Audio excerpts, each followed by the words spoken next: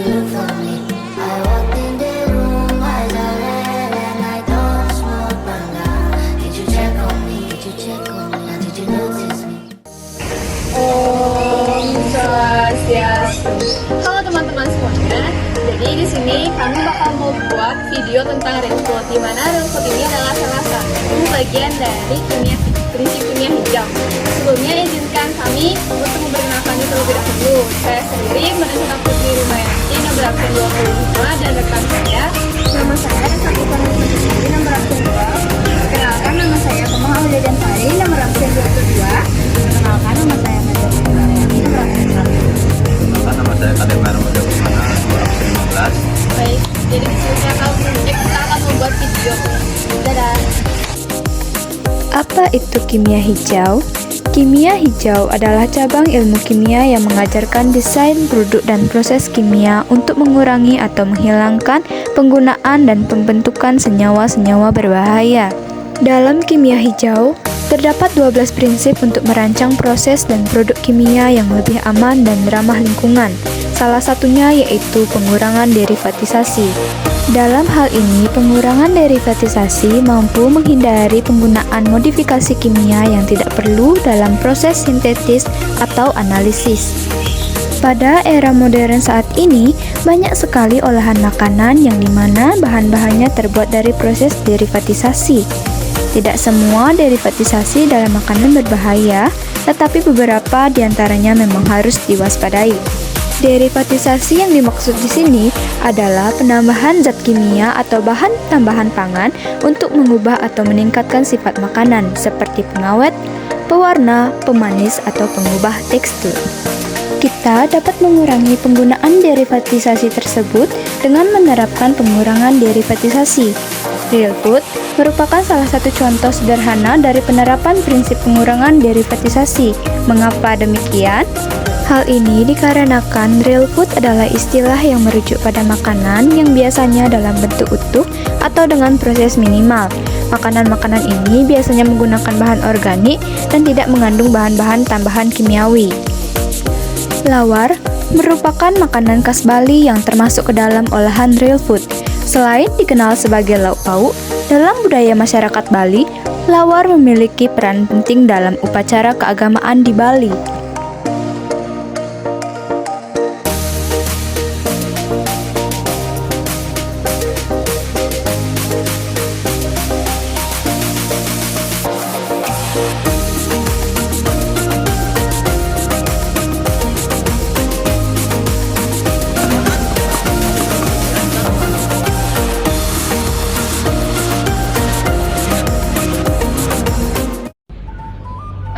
Jadi kita udah di kediaman narasumber kita. Jadi narasumber kita adalah teman kita sendiri. Jadi istilahnya kayak kita tuh tutor sebaya. Sebelumnya silakan untuk memperkenalkan diri terlebih dahulu. Saya Nyaman Pandu Paradija Punika sebagai narasumber. Oke, jadi yang pertanyaan pertama bakal dibacain sama Rama dulu. Oke Ndu, pertanyaan pertama nih Ndu ya.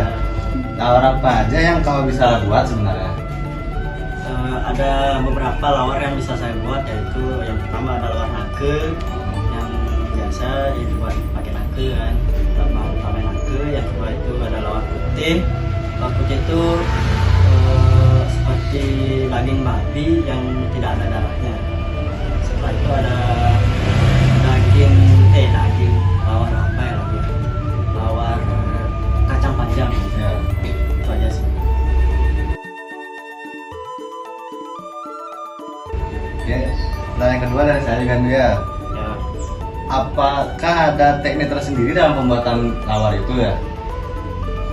Kalau teknik ya, misal saya membuat lawar nangke ini, yaitu pertama dipotong secara besar-besar dulu, dibagi dulu supaya tidak ribet potongnya.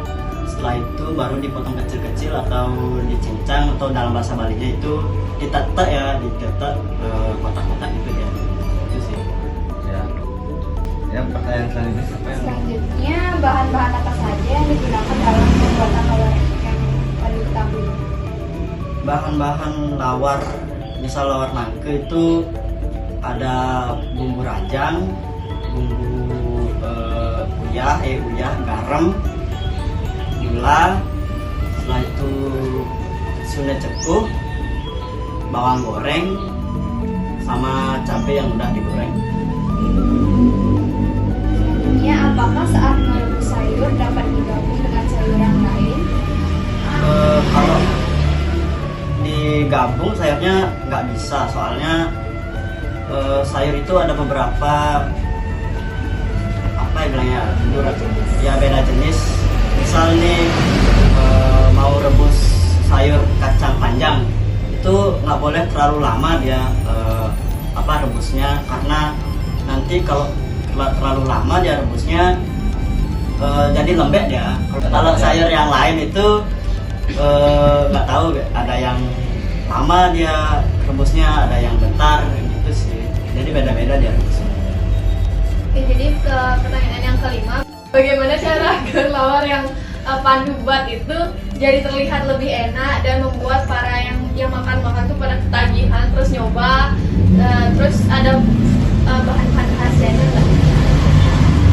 Kalau supaya enak lawarnya itu dia itu disamarata, ada komposisi bumbunya. Jadi kita harus benar-benar perfect banget soal bumbu, karena itu bisa sangat berpengaruh bagi cita rasa dari lawar itu sendiri. Pertanyaan dari saya tuh, gimana sih perasaan kau kalau semisal resep yang kau kasih sekarang ini dipakai buat sama para pedagang-pedagang buat jualan mereka? Perasaan saya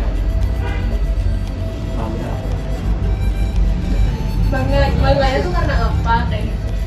bangga karena resep dari, sebenarnya resep ini dari Jawa Timuran sih sebenarnya. Kalau ada yang pakai itu seharusnya izin dulu mau pakai resep ini. Kalau mau dijualin, kalau boleh ya udah boleh.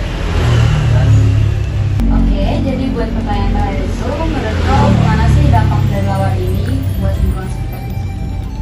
kalau lawar ini, kalau misal udah lewat dari sehari masih bisa dimakan, karena masih bisa dipanaskan atau digoreng. Nah, kalau lawar ini udah lewat dari sehari 2 hari, lawar ini bisa dibuang, karena bahan lawar ini nggak ada campuran kimianya, jadi bisa terurai dengan cepat. Udah sih. Oke. Jadi Baik, terima kasih untuk narasumber sudah meluangkan waktunya untuk kita. Dadah. Bisa. Terima kasih.